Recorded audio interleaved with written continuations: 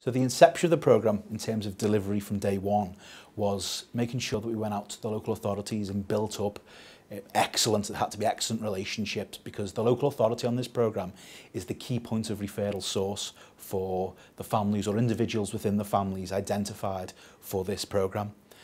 So day one, it was making sure that we had the right contacts within the local authorities.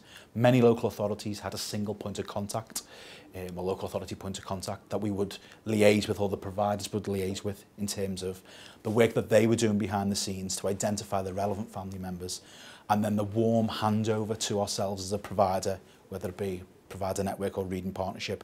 So what would happen? The local authority would identify the family member and there'd be the warm handover to the provider.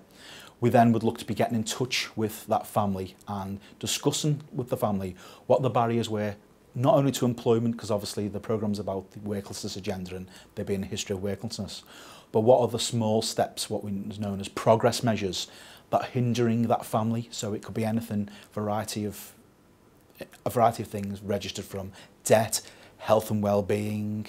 It could be confidence, personal development, skills, qualifications, and it was dealing with the family as a whole as well as individuals as to small progress measures, to meeting them progress measures, sitting down, building trust with the family in order to progress them forward with the ultimate aim, hopefully, of everyone going into work.